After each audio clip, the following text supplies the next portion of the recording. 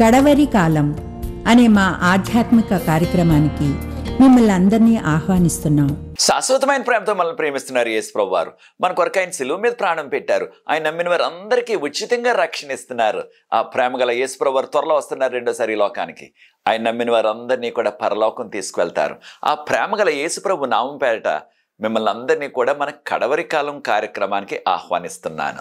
ప్రియ సోదరి సోదరులారా, మనము మరణము పునరుత్థానము అనే అంశాన్ని బైబిల్ గ్రంథం నుంచి ధ్యానిస్తున్నాం.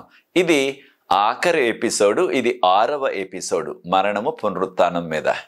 దేవుని యొక్క మహాకృపను బట్టి అనేకమైన విషయాలు బైబిల్ గ్రంథం నుంచి మరణం గురించి, ప్రత్యేకంగా పునరుత్థానం గురించి. పునరుత్థానం అనగా చనిపోయిన వారు ఎన్ని సంవత్సరాలు అయినప్పటికీ మరలా రెండవ రాకడ దినాన్న మహిమ శరీరాలతో లేస్తారని బైబిల్ గ్రంథం నుంచి నేర్చుకున్నాం. ఈ దినాన్న మరికొన్ని విషయాలు నేర్చుకోబోతున్నాం. ప్రాముఖ్యంగా యేసు ప్రభుని తిరస్కరించిన వారు మరణించినప్పుడు ఎప్పుడు లేస్తారు? వారు లేస్తారా, లేవరా? వారు మరలా బ్రతికినట్లయితే ఎప్పుడు బ్రతుకుతారు అనే విషయాలు బైబిల్ గ్రంథం నుంచి నేర్చుకోబోతున్నాం. ఈ దినాన్న ప్రార్థన చేసుకుని ఇదిన వాక్యంలో కొనసాగుదాం. పరిశుద్ధ ప్రేమగల మా తండ్రి, మీకు స్తుతులు స్తోత్రాలు వందనాలు చెల్లిస్తున్నాం. మమ్మల్ని మా కుటుంబాలు మీరు ప్రేమించి నడిపిస్తున్న రీతిని బట్టి వందనాలు చెల్లిస్తున్నాం.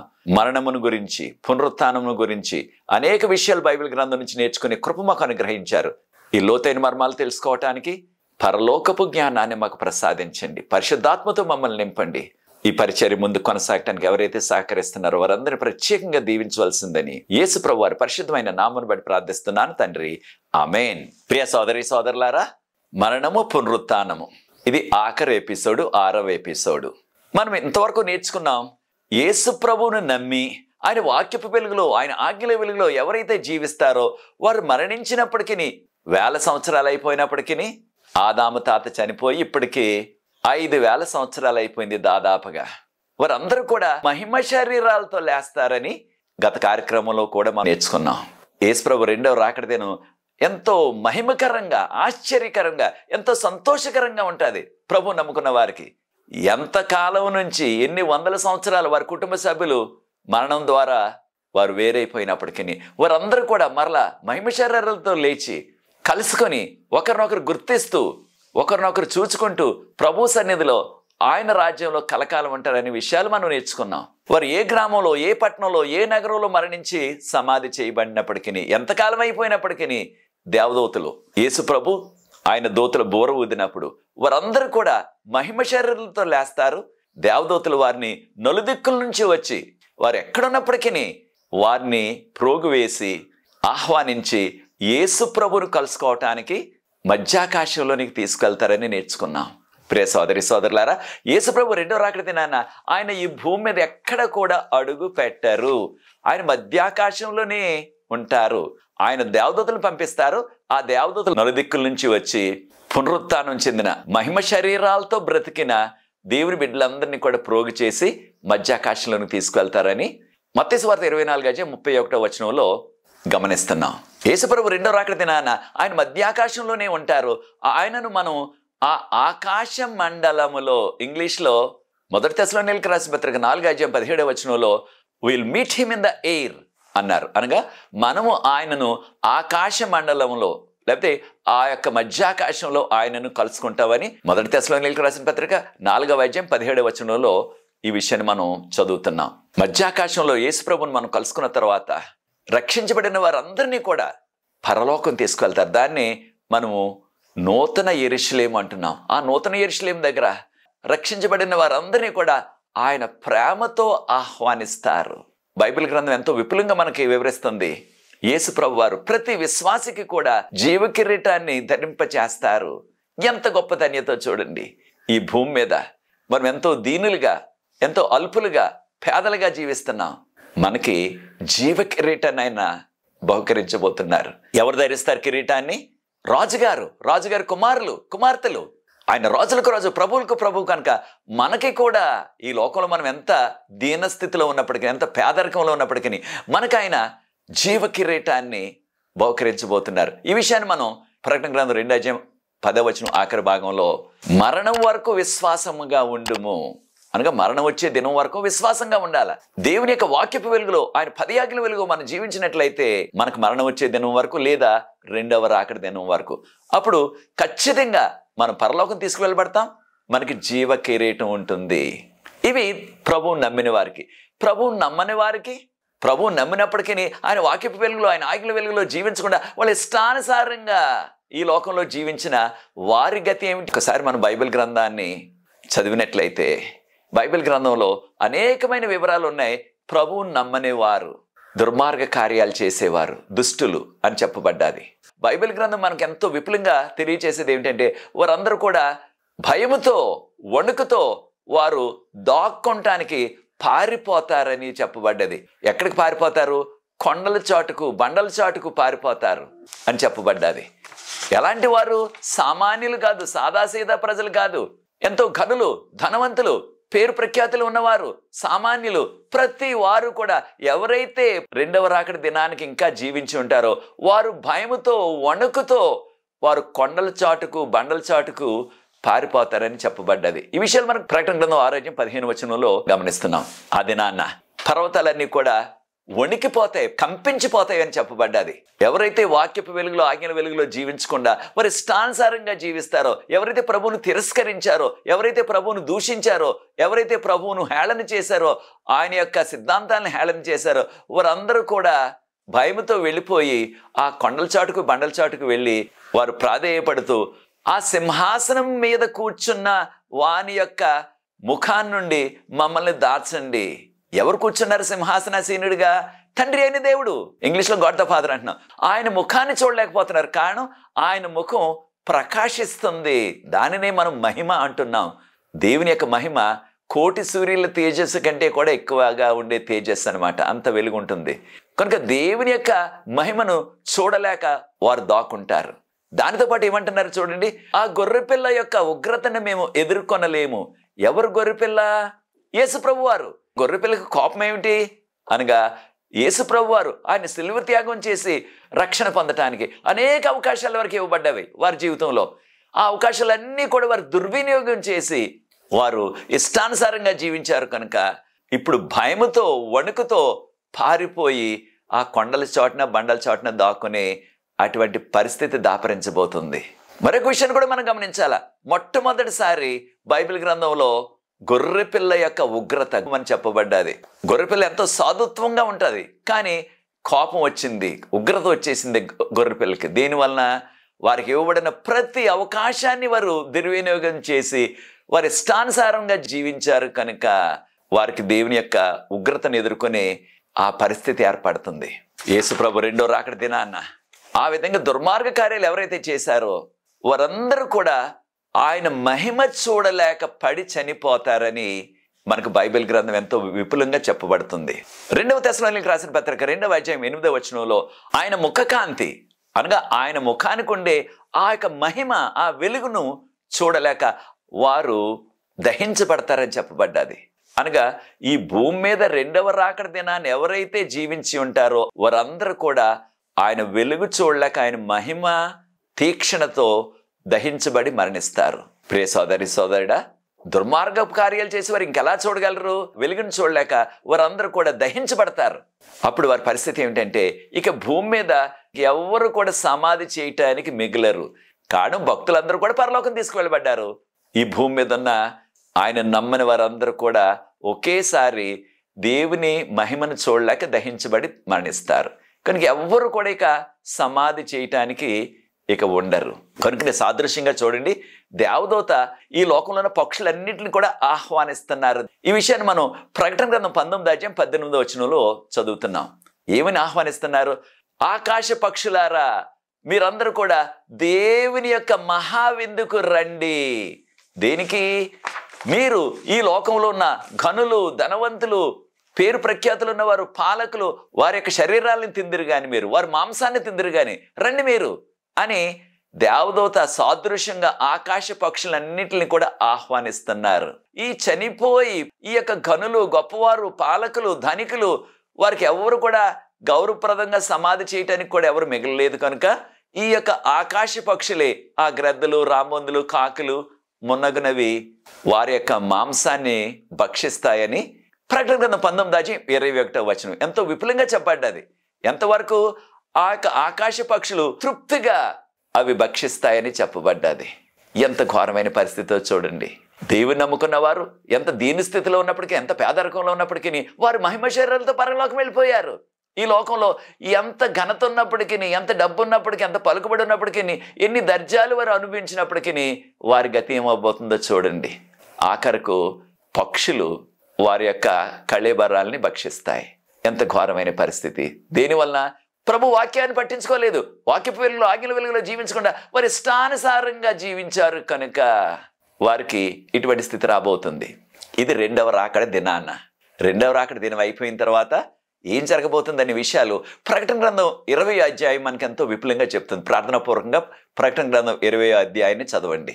ఒక బలమైన దేవదూత పరలోకం నుంచి సంకెళ్ళు పట్టుకుని కిందకి దిగి రావటం యోహాను గారు చూచారు. ప్రకటన గ్రంథం 20వ అధ్యాయం 1వ వచనంలో దీనికి సాతానుని బంధించటానికి. మరి విషయాన్ని కూడా మనం గమనించాలా. అదేమిటంటే యేసు ప్రభు రెండవ రాకడ తర్వాత ఈ భూమి మీద ఉండరు, ఆయన పరలోకం వెళ్ళిపోతారు భక్తులు తీసుకుని. కనుక దేవదూత ఎక్కడి నుంచి దిగి వస్తున్నారు? పరలోకం నుంచి దిగి వస్తున్నారు. యేసు ప్రభు రెండవ రాకడ తర్వాత ఈ లోకంలోనూ ఉంటారు, ఆయన 1000 ఏళ్ళు పరిపాలిస్తారు అని కొంతమంది ఊహిస్తున్నారు. అది వారు ఊహ మాత్రమే. బైబిల్ గ్రంథం అది చెప్పటం లేదు. చూడండి, ప్రకటన గ్రంథం 20వ అధ్యాయం 1వ వచనాన్ని గమనించినట్లయితే దేవదూత పరలోకం నుంచి దిగి వస్తున్నారు. కారణం యేసు ప్రభు వారు రెండవ రాకడ తర్వాత భక్తులందరినీ తీసుకుని పరలోకం వెళ్ళిపోయారు కనుక. సాతాను పేరే ఘట సర్పం అని, ఆది సర్పం అని, సాతానని చెప్పబడ్డది. ప్రాముఖ్యంగా ప్రకటన గ్రంథం 20వ అధ్యాయం 2-3 వచనాలు మనం గమనించినట్లయితే సంకెళ్ళు పట్టుకుని దిగి వచ్చిన ఆ దూత ఈ లోకం అంతటినీ కూడా మోసం చేసిన ఆ సాతానును పట్టుకుని అగాధంలో వేసి బంధించేశారని చెప్పబడ్డది. ప్రియ సోదరి సోదరులారా, అగాధం అనగా చీకటి గుహ, దానిలో వేసి బంధించేశారు. ఇక సాతాను తనతో పడిపోయిన ఆ 3వ వంతు దేవదూతలు ఇక ఎవరిని కూడా మోసం చేయటానికి ఇక అవకాశం లేదు. కారణం వారు బంధించబడ్డారు. సాతాను తనతో ఉన్న పడిపోయిన దేవదూతలు కూడా బంధించబడతారు ఈ లోకంలోనే, ఆ అగాధంలో. ఈ లోకంలో ఉన్న వారందరూ కూడా భక్తులైతే పరలోకం తీసుకువెళ్ళబడ్డారు. దేవుని నమ్మని వారందరూ కూడా దేవుని యొక్క మహిమ చూడలేక పడి చనిపోయారు. కనుక భూమి మీద ఇక ఏ మానవుడు కూడా ఉండరు. ఈ విషయాన్ని మనం గుర్తించాలా. ప్రకటన గ్రంథం 20వ అధ్యాయం 1-3 వచనాల్లో మనం గమనించినట్లయితే ముఖ్యంగా 3వ వచనాన్ని 1000 సంవత్సరాల తర్వాత ఆ అపవాది సాతాను, ఆ ఘట సర్పం మరలా కొంచెం సేపు విడవబడతాడు అని చెప్పబడ్డాది. అయితే మనం ఒక విషయాన్ని కూడా నేర్చుకోవాలా. అదేమిటంటే సాతానును సంఖ్యలతో బంధించగలరా? మనందరికీ తెలుసు యేసుప్రభు ఈ లోకంలో ఉన్నప్పుడు ఆ గదారి అనే ప్రాంతంలో మార్కు సువార్త 5వ అధ్యాయం 1-10 వచనాల్లో దెయ్యాలు పట్టిన ఒక వ్యక్తిని వారు ఇనప గొలుసులతో కట్టేసినప్పటికీ ఆ ఇనప గొలుసులను వాడు ముక్కల కింద తెంచేశాడు. ఆ దురాత్మలకు అంత శక్తి ఉంది. సాతానును సంఖ్యలతో బంధించడం అంటే అది సాదృశ్యంగా ఈ భూమి మీద ఎవరు కూడా బ్రతికొండరు. భక్తులు పరలోకం వెళ్ళిపోయారు. దేవుని నమ్మని వారందరూ కూడా మహిమ చూడలేక చనిపోయారు. కనుక ఎవరు ఉండరు. సాతాను పని ఏమిటి? మోసం చేయటం, శోధించడం, పాపంలోనికి నెట్టివేయటం. అదే సాతాను పని. సాతానుతో పడిపోయిన 3వ వంతు దేవదూతల పని కూడా అదే. కనుక ఇక వారికి ఏ పని లేదు. వారిని చేతులు కాళ్ళు సంఖ్యలతో కట్టేసినట్లుగా వారి పని ఉందన్నమాట. కనుక ఆ పరిస్థితులు వారికి ఒక సంఖ్యలుగా మనం పోల్చుకోవాలి. ఇక్కడ మనందరికీ తెలిసిన రీతిగా సాతానుతో పాటు 3వ వంతు దేవదూతలు పడిపోయినట్లుగా ప్రకటన గ్రంథం 12వ అధ్యాయం 3-9 వరకు వాక్య భాగంలో చదువుతున్నాం. ఈ రీతిగా వారు 1000 సంవత్సరాలు ఆ యొక్క బంధించబడి ఉంటారు. ఇక ఎవరిని మోసం చేయడానికి ఎవరు లేరు. ఎక్కడికి వెళ్ళటానికి వారికి అవకాశం లేదు. ఈ శిక్ష విధించబడతాది. 1000 సంవత్సరాల తర్వాత కొంచెం సేపు వారు విడువబడతారని ప్రకటన గ్రంథం 20వ అధ్యాయం 3వ వచనం మనం గమనించాం. ప్రియ సోదరి సోదరులారా, ఆ 1000 సంవత్సరాలు అనగా రెండవ రాకడ దినం తర్వాత 1000 సంవత్సరాలు ఈ యొక్క భూమి యొక్క స్థితి ఏ విధంగా ఉండబోతుంది, భూలోకం ఏ విధంగా ఉండబోతుంది, ఈ విషయాలు మనకి ఇర్మియా గ్రంథం 4వ అధ్యాయం 23-26 వరకు ఉన్న వాక్య భాగంలో ఇర్మియా ప్రవక్త గారు ప్రవచనం ద్వారా మనకి వివరించారు. ఒక్కొక్క వచనాన్ని మనం గమనిద్దాం. ఇర్మియా గ్రంథం 4వ అధ్యాయం 23వ వచనంలో భూమంతా కూడా ఇక ఏ విధంగా నిరాకారంగా శూన్యంగా అయిపోతుంది, ఈ భూమి మీద ఇక ఏ విధమైన వెలుగు ఉండదు అని చెప్పబడ్డది. వెలుగంటే ఇక సూర్యుడు కానీ చంద్రుడు కానీ నక్షత్రాలు కానీ ఇక ప్రకాశింపవు అనగా భూమంతా కూడా చీకటి కమ్మేస్తుంది. రెండవ రాకడ అయిపోయిన తర్వాత ఈ భూమి అంతా 1000 సంవత్సరాల పాటు చీకటే. 1000 సంవత్సరాల పాటు చీకటి ఉన్నట్లయితే మరి చెట్లు, మొక్కలు, గడ్డి, సూర్యరశ్మి లేకపోయినట్లయితే అవి జీవించలేవు. అవన్నీ కూడా నశించిపోతాయి. ఈ భూమి మీద ఉన్న పక్షులు, జంతువులు అన్నీ కూడా ఇక జీవించలేవు. కనుక ఈ భూమి అంతా కూడా నిర్మానుష్యమైపోతుంది. ఈ భూమి మీద ఉన్న ఇక పర్వతాలు, ఈ కొండలన్నీ కూడా అవి పెద్ద పెద్ద భూకంపాలతో అవి కంపించిపోయినట్లుగా. ఇర్మీయా గ్రంథం 4:24 పర్వతాలన్నీ కూడా కంపిస్తాయి ఈ యొక్క 1000 సంవత్సరాల కాలంలో. దీన్ని మనం భూకంపం అంటున్నాం. భూకంపం వచ్చినప్పుడు పర్వతాలన్నీ కూడా ఊగిపోతాయి. ఆ విధంగా జరగబోతుంది. ఇర్మీయా గ్రంథం 4:25 ఒకసారి గమనించినట్లయితే ఇక మనుషులు ఎవ్వరూ లేరు ఈ భూమి మీద. పక్షులు, ఇక జీవరాశులు ఏమీ కూడా లేవు అని చెప్తున్నారు ఆయన ప్రవచనం ద్వారా.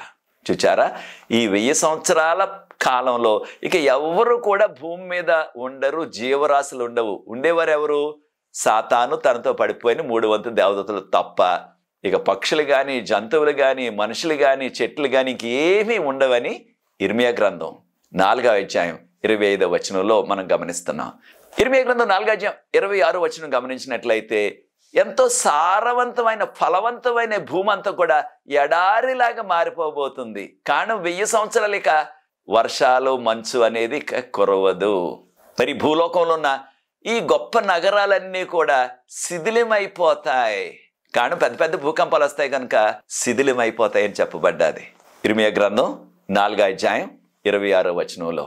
ప్రియ సోదరి సోదరులారా, రెండవ రాకడ తర్వాత 1000 సంవత్సరాలు ఇటువంటి పరిస్థితులు భూమి మీద ఉంటాయి కనుక ఇక ఈ భూమి నివాస యోగ్యము కాదు. అయితే ఒక విషయాన్ని కూడా మనం గమనించాలి. విశ్వాసులుగా అనేక మంది, దాదాపుగా 99% వాక్యం బోధించేవారు, ప్రవచనాలు బోధించేవారు, వారు ఏమంటున్నారు? యేసు ప్రభువు రెండో రాకడ తర్వాత ఈ భూమి మీద 1000 సంవత్సరాల పాలన చేస్తారు, 1000 ఏళ్ల పాలనని వారు చెప్తున్నారు. ప్రభు నమ్ముకున్న వారు అందరూ పరలోకం వెళ్ళిపోయారు. కనుకనే ప్రకటన గ్రంథం 20:1 దేవదూత పరలోకం నుండి కిందకు దిగి వచ్చారు కనుక ప్రభు పరలోకం వెళ్ళిపోతారు, భక్తులు పరలోకం తీసుకువెళ్ళబడతారు. ఈ భూమి మీద ఉన్న ప్రభు నమ్మని వారందరూ కూడా దేవుని యొక్క మహిమను చూడలేక పడి చనిపోయినట్లుగా మనం గమనించాం వాక్యంలో. మరి ఎవరిని పరిపాలిస్తారు? ఆయన ఎక్కడ పరిపాలిస్తారు? కనుక ఇది చాలా మంది ఊహిస్తున్న ఊహ తప్ప బైబిల్ గ్రంథం యేసు ప్రభు వారు రెండవ రాకడ తర్వాత భూమి మీదే ఉండి 1000 సంవత్సరాలు పరిపాలిస్తారు. ఆ 1000 సంవత్సరాలు ఇక వారి ఉద్దేశంలో వారు చెప్పేది అంతా కూడా ఎంతో చక్కగా ఉంటుంది అన్నట్టుగా వారు కల్పించి చెప్తున్నారు. వాక్యంలో ఎక్కడా కనిపించట్లేదు 1000 సంవత్సరాలు ఈ భూమి మీద ఉండి ఆయన పరిపాలన చేస్తారు రెండవ రాకడ తర్వాత అని. ప్రియ సోదరి సోదరులారా, ఒకవేళ మీలో ఎవరికైనా సరే అటువంటి వచ్చిన బైబిల్ ఎక్కడైనా సరే దొరికినట్లయితే తప్పకుండా నాతో పంచుకోండి, తక్కిన వారితో కూడా పంచుకోండి. నేను కూడా నమ్ముతాను. కారణం దేవుని బిడ్డలుగా, విశ్వాసులుగా మనకున్న ప్రామాణికం ఏమిటంటే, మనకున్న స్టాండర్డ్ ఏమిటంటే బైబిల్ చెప్పినట్లయితే దాన్ని నమ్మాలి, ఇతరులకు మనం బోధించాలి. బైబిల్లో లేకపోయినట్లయితే దాన్ని మనం నమ్మకూడదు, ఎవరికి చెప్పకూడదు. కనుక నేను కూడా బైబిల్ గ్రంథంలో ఉంటేనే నమ్ముతున్నాను, దాన్నే మీకు వివరిస్తున్నాను. బైబిల్లో లేనిది నేను నమ్మను. ప్రియ సోదరి సోదరులారా, వాక్యంలో లేకపోయినట్లయితే వారు ఎంతటి వారైనప్పటికీ మానవుల మాటలు మనము నమ్మరాదు. బైబిల్ గ్రంథంలో ఉంటే చూపించండి, దాన్ని మనందరం కూడా నమ్మాలి, ఇతరులకు చెప్పాలి.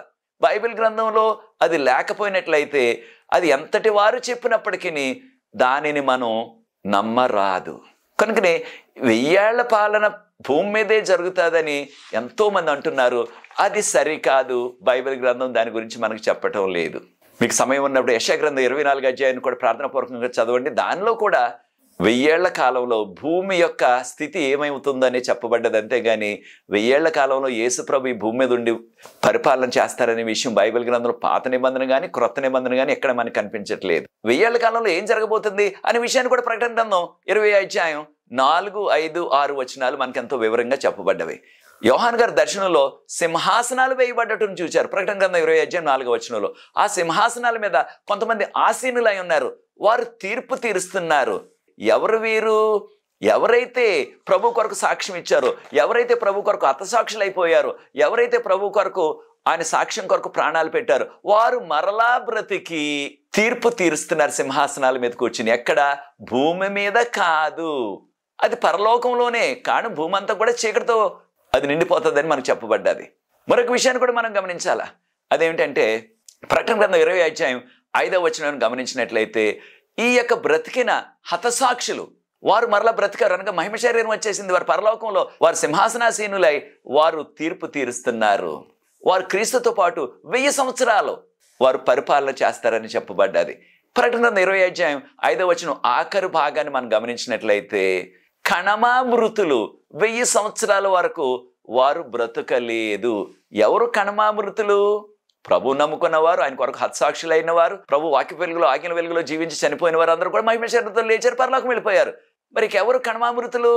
ప్రభువుని నమ్మని వారు. వారు 1000 సంవత్సరాల వరకు, 1000 సంవత్సరాలు అనగా రెండవ రాకడ దినాన్ని నుంచి 1000 సంవత్సరాలు అప్పుడు వరకు వారు బ్రతకలేదు. అయితే ఈ యొక్క ప్రభు నమ్ముకుని ఎవరైతే చనిపోయారో మహిమ శరీరంతో లేచారో వారికి రెండవ మరణం లేనే లేదు. రెండవ మరణం ఏమిటి? రెండవ మరణం అంటే దేవుడు ఆ నరకాగ్ని శిక్ష వేస్తారు. ఆ నరకాగ్నిలో కాలి చనిపోవటాన్ని రెండవ మరణం అని చెప్పబడ్డది. రెండవ రాకడ దినాన్న ఆ బోరధ్వని విన్నప్పుడు విశ్వాసులందరూ కూడా వారు ఎన్ని సంవత్సరాలు ఆ మరణ నిద్రలో ఉన్నప్పటికీ, మట్టి అయిపోయినప్పటికీ వారు తిరిగి లేస్తారు. ఆ దినాన్న విశ్వాసులు అందరూ కూడా లేస్తారు. అయితే బైబిల్ గ్రంథం ఏం చెప్తుందో చూడండి. రెండవ రాకడ దినాన్న లేచేవారు ఎవరు అంటే చాలామంది ఉద్దేశం ఏంటంటే భక్తులు లేస్తారు, భక్తులు కానివారు కూడా అనగా అవిశ్వాసులు కూడా లేస్తారు రెండవ రాకడ దినాన్న అన్నట్లుగా ఊహిస్తున్నారు. అది సరికాదు. బైబిల్ గ్రంథం ఎంతో విపులంగా చెప్తుంది దీని గురించి. ప్రకటన గ్రంథం 20వ అధ్యాయం 6వ వచనం మనం చూసినట్లయితే ఎవరైతే మొదటి పునరుత్థానంలో పాలు పొందుతారో వారు పరిశుద్ధులు, ధన్యులని చెప్పబడ్డది. ఇంగ్లీష్లో బ్లెస్డ్ అన్నారు, తెలుగులో ధన్యులని తర్జుమా చేశారు. అనగా దీవించబడ్డవారు. ఎవరు దీవించబడ్డవారు? పరిశుద్ధులు, వారు ధన్యులు, దీవించబడ్డారు. వారు మొదటి పునరుత్థానంలో వారికి పాలదు. మొదటి పునరుత్థానం అంటే రెండవ రాకడ దినాన్న దేవుని యొక్క బోరధ్వని విని లేచేవారు పరిశుద్ధులు, ధన్యులు. పరిశుద్ధులు కాని వారిని దుర్మార్గ కార్యాలు చేశారు కనుక వారు దుర్మార్గులు అంటున్నాం. వారు ఎప్పుడు లేస్తారు అనగా మనం చదివాం కదా, మనం నేర్చుకున్నాం కదా. ప్రకటన గ్రంథం 20వ అధ్యాయం 5వ వచనం ఆఖరి భాగంలో 1000 సంవత్సరాల వరకు కణమామృతులు బ్రతకలేదు. కణమామృతులు అంటే పరిశుద్ధులు కానివారు, విశ్వాసులు కానివారు అనగా రెండవ రాకడ తర్వాత 1000 సంవత్సరాల తర్వాత లేస్తారన్నమాట వారు. ఈ విషయాలు మనం గమనిస్తున్నాం. ప్రియ సోదరి సోదరులారా, సాతాను 1000 సంవత్సరాలు బంధించబడి అప్పుడు కొంచెం సేపు విడవబడతాడని ప్రకటన గ్రంథం 20వ అధ్యాయం 3వ వచనంలో మనం గమనించాం. ప్రకటన గ్రంథం 20వ అధ్యాయం 7వ వచనాన్ని మనం గమనించినట్లయితే 1000 సంవత్సరాల తర్వాత ఎంతో విపులంగా చెప్పబడ్డది. సాతాను కొంచెం సేపు విడవబడతాడు అని చెప్పబడ్డది. కనుకనే సాతాను చాలా సంతోషంగా విడవబడి అప్పుడు ఆ యొక్క విడవబడినప్పుడు దీన్నే 1000 సంవత్సరాల తర్వాత మనం చెప్పుకోవాలంటే మూడవ రాకడ అనుకోవచ్చు. అంటే మూడవ రాకడ అంటే చనిపోయిన విశ్వాసులు కాని వారు అందరూ కూడా లేస్తారు. ఎలా కనిపించారు యోహాను గారికి దర్శనంలో? వారు ఇసుక రేణువుల్లాగా. ఇసుక రేణువులు ఎవరు లెక్క పెట్టగలరు? అలా ఇసుక రేణువుల్లాగా ఎక్కడ చూసినప్పటికీ వారు లేచారు. మనకు తెలిసిన మొట్టమొదటి దుర్మార్గ కార్యాలు చేసిన వ్యక్తి కయ్యోను. కయ్యోను మొదలు రెండవ రాకడ దినం వరకు దుర్మార్గ కార్యాలు చేసి ఎవరైతే చనిపోయారో వారందరూ కూడా లేవబోతున్నారు. కనుక వారందరూ కూడా సముద్రపు ఒడ్డునున్న ఇసుక రేణువుల్లాగా. సముద్రం ఒడ్డున్న ఇసుకని ఎవరన్నా లెక్క పెట్టగలమా? అంతమంది ఏకంగా, ఎవరు లెక్కించలేని మంది. ఈ విషయాన్ని ప్రకటన గ్రంథం 20వ అధ్యాయం 8వ వచనంలో మనం గమనిస్తున్నాం. వీరందరినీ కూడా మోసం చేయటానికి గోగు మాగోగులని చెప్పబడ్డది. గోగు మాగోగులు అంటే యెహెజ్కేలు గ్రంథంలో 38వ అధ్యాయం 39వ అధ్యాయాల్లో ఆ దినాల్లో ఎంతో దుర్మార్గ కార్యాలు చేసి జీవించిన వారు గోగు మాగోగులు. కనుక వారందరినీ కూడా గోగు మాగోగులతో పోల్చారు. వారందరినీ కూడా సాతాను మోసం చేయటానికి భూమి మీద నలుమూలలకు వెళ్ళి దేవునికి వ్యతిరేకంగా యుద్ధం చేయటానికి వారందరినీ కూడా పురుకొల్లుతున్నాడని చెప్పబడ్డది. ప్రకటన గ్రంథం 20వ అధ్యాయం 8వ వచనంలో. అప్పుడు నూతన యెరూషలేము అనగా రెండవ రాకడ తర్వాత 1000 సంవత్సరాల తర్వాత నూతన యెరూషలేము పరలోకం నుంచి, దాన్ని పరలోకం అంటున్నాం, నూతన యెరూషలేము ఆకాశం నుంచి ఈ భూమి మీదకి దిగి రావటం కనిపించింది యోహాను గారికి దర్శనంలో. అప్పుడు దుర్మార్గులందరూ కూడా ఏం చేస్తున్నారో చూడండి. ప్రకటన గ్రంథం 20వ అధ్యాయం 9వ వచనంలో ఆ ప్రియమైన పట్టణాన్ని, ఆ పరిశుద్ధుల శిబిరాన్ని వారు ముట్టడి వేసి వారి యొక్క శక్తియుక్తులతో బలవంతంగా దాన్ని పట్టుకొని దానిలో ఉండాలి, మనం దానిలో నివాసం చేయాలా. సాతాను వారిని మోసం చేసేసాడు. దానిలో సర్వసౌఖ్యాలు ఉన్నాయి ఆ పట్టణంలో. చూడండి, నూతన యెరూషలేము కనుక దానిలోకి మనం వెళ్ళాలా అని వారిని ప్రోత్సహించి సాతాను వారికి బహుశా చెప్తాడు, చూడండి, మనం ఎక్కువ మంది ఉన్నాం, ఇసుక రేణువులాగా ఉన్నాం, దానిలో ఉన్నవారు తక్కువ మందే ఉన్నారు అనగా రక్షించబడిన జనాంగం ప్రభు, తండ్రి, కుమార, పరిశుద్ధాత్మ, దేవదూతలు. వారిని జయించేస్తాం సునాయాసంగా అన్నట్లుగా సాతాను ఆ దుర్మార్గులందరినీ కూడా పరిశుద్ధుల శిబిరాన్ని ముట్టడి వేయటానికి వెళ్ళినప్పుడు ప్రభువారు ఆయన సింహాసనం మీద కూర్చుని, ధవళ సింహాసనం అంటున్నారు, ఆ ధవళ సింహాసనం మీద కూర్చుని ఉన్నప్పుడు ఆ ధవళ సింహాసనం ప్రకటన గ్రంథం 20:12 యోహాన్ గారు చూచారు ధవళ సింహాసనాన్ని. అంటే తెల్లని సింహాసనం. పట్టణం బయట ఉన్నవారేమో నశించిపోయిన వారు, పట్టణంలో ఉన్నవారు రక్షించబడ్డవారు అందరికీ కనిపిస్తారు. అప్పుడు యేసుప్రభు వారు ప్రతి వ్యక్తి చేసిన వారి వారి కార్యాలు, వారి వారి క్రియలు, వారు జీవించి ఉండగా ఎటువంటి కార్యాలు చేశారో అవన్నీ కూడా ఒక వీడియోలాగా అందరికీ కూడా చూపిస్తారు. దీన్నే మనకి సాదృశ్యంగా పరలోకపు గ్రంథాల్లో ఏమైతే వ్రాయబడ్డాయో, ఏమిటి పరలోక గ్రంథాలు? మనకు తెలిసినవి జీవ గ్రంథము, జ్ఞాపకార్థ గ్రంథము, ఈ గ్రంథాలు. ఆ గ్రంథాల్లో వ్రాయబడిన మన యొక్క వివరాలన్నీ కూడా ఈ లోకంలో మనం పుట్టినప్పటి నుంచి చనిపోయే వరకు చేసిన ప్రతి మంచి కార్యం, చెడ్డ కార్యం కూడా దానిలో లిఖించబడి ఉంటుంది. అవన్నిటిని కూడా ఒక వీడియోలాగా చూపిస్తారు ప్రభు. దానిని చూచిన ప్రతి వ్యక్తి కూడా లూసిఫర్ అనగా సాతానుతో పాటు అందరూ కూడా వారు వారి వారి పాపాలు చూచి వారు ఆశ్చర్యపోయి వారందరూ కూడా వారు మోకాళ్ళుని ప్రతి వారు కూడా వారి యొక్క నాలుకతో ఆయన స్తుతిస్తారని చెప్పబడ్డది. ఫిలిప్పీలకు రాసిన పత్రిక 2:10-11 ఇదే విషయాన్ని రోమీలకు రాసిన పత్రిక 14:11 కూడా ప్రతి మోకాలు ఆయన నామం పేరట వంగును, ప్రతి నాలుక ఆయన స్తుతించినని చెప్పబడ్డది. సాతానుతో సహా అందరూ కూడా ఆయనను స్తుతిస్తారు. కానీ అది టూ లేట్ అంటున్నాం, అనగా అప్పటికే కృపకాలం ముగిసిపోయింది కనుక వారిక మోకరించినప్పటికీ పశ్చాత్తాపడినప్పటికీ కాసేపు ఉపయోగం లేదు. అప్పుడు వారందరూ కూడా ఈ యొక్క పరిశుద్ధ పట్టణాన్ని పట్టుకోవటానికి బలవంతంగా వారి ప్రయత్నం వారు చేసినప్పుడు అప్పుడు ప్రభు అగ్ని వర్షం కురిపిస్తారు. ఈ విషయాన్ని ప్రకటన గ్రంథం 20:9 ఆ అగ్ని వర్షంలో అందరూ కూడా దహించబడతారు. సాతాను, ఆ మృగము, అబద్ధ ప్రవక్త, ఎవరైతే పాపకార్యాలు చేశారో వారందరూ కూడా అగ్నిలో దహించబడతారని ప్రకటన గ్రంథం 20 మనం చదువుతున్నాం. కనుక ప్రియ సోదరి సోదరులారా, ఎవరైతే వారి పేర్లు జీవగ్రంథంలో లిఖించబడి లేవో వారందరూ కూడా అగ్నిగుండంలో వేస్తారని చెప్పబడ్డది. దాన్ని నరకాగ్ని అంటున్నాం మనం. ప్రకటన గ్రంథం 20:15 మన పేర్లు జీవగ్రంథంలో లేకపోయినట్లయితే, ఎవరి పేర్లు అయితే జీవగ్రంథంలో లేవో వారందరూ కూడా నరకాగ్నిలో వేయబడతారు, దహించబడతారు. ప్రియ సోదరి సోదరుడా, ప్రభు మనల్ని పిలుస్తున్నారు. ఆయన నమ్ముకున్నట్లయితే మన పేరు జీవగ్రంథంలో ఉంటుంది, మన పరలోకం వెళ్తాం. మన ప్రభు నమ్మకపోయినట్లయితే, ఆయన వాక్యపు వెలుగులు, ఆజ్ఞల వెలుగులు జీవించకపోయినట్లయితే మన పేర్లు జీవగ్రంథంలో ఉండవు. మనము నరకాగ్నిలో దహించబడతాం, నశించిపోతాం. అది అయిన తర్వాత చివరిగా ప్రకటన గ్రంథం 21:5 ఇదిగో ఆయన సమస్తాన్ని నూతన సృష్టి చేస్తారు. ఈ భూమంతా కూడా ఖాళీ లయమైపోతుంది, క్రొత్త ఆకాశాన్ని క్రొత్త భూమిని చేస్తారని ప్రకటన గ్రంథం 21-22 చదువుతున్నాం.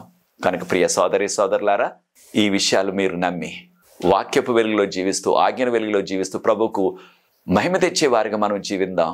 అప్పుడు మనకి ఏ డోకా లేదు. ప్రభు వచ్చినప్పుడు పరలోకం తీసుకెళ్తారు. అది నీ నిర్ణయమైనట్లయితే నాతో ఏకీపించండి, ప్రార్థించి యొక్క ఆఖరి ఎపిసోడ్, ఈ అంశం మీద 6వ ఎపిసోడ్ ముగిస్తాను. పరిశుద్ధ ప్రేమగల మా తండ్రి, మీకు స్తుతులు స్తోత్రాలు చెల్లిస్తున్నాం. మీరు ప్రేమతో మా కొరకు మరణించారు సిలువ మీద, ఈ రక్షణను మాకు ఉచితంగా ఇస్తున్నారు. మీకు స్తోత్రాలు చెల్లిస్తున్నాం. వాక్యాన్ని వీక్షిస్తున్న ప్రతి వ్యక్తిని దీవించండి. మేము నశించిపోకుండా రక్షించబడటానికి ఈ యొక్క వర్తమానాన్ని మాకు ఇస్తున్నందుకు స్తోత్రాలు చెల్లిస్తున్నాం. మీకు యోగ్యమైన కుమారులుగా, కుమార్తెలుగా మీ వాక్యపు వెలుగులో, ఆజ్ఞల వెలుగులో జీవించే కృప దయచేయమని, వీక్షిస్తున్న ప్రతి వ్యక్తిని దీవించమని, ఈ పరిచయం ముందు కొనసాగడానికి ఎవరైతే సహకరిస్తున్న వారందరినీ ప్రత్యేకంగా ఆశీర్వదించమని యేసు ప్రభువు వారి పరిశుద్ధమైన నామమును బట్టి ప్రార్థిస్తున్నాను తండ్రి, ఆమేన్. ప్రియ సోదరి సోదరులారా, మరొక అంశంతో వచ్చేవారు మరలా మీ ముందుకు వస్తాను. ఈ పరిచర్య కొరకు ప్రార్థించండి. ఈ పరిచర్య ముందు కొనసాగటానికి మీరు కూడా సహకరించండి. పరిచర్యలో మీరు కూడా పాలిభాగస్తులు అవ్వండి. తెర మీద వచ్చిన నంబర్కి నన్ను సంప్రదించినట్లయితే వివరాలు మీకు అందిస్తాను. God bless you. Thank you.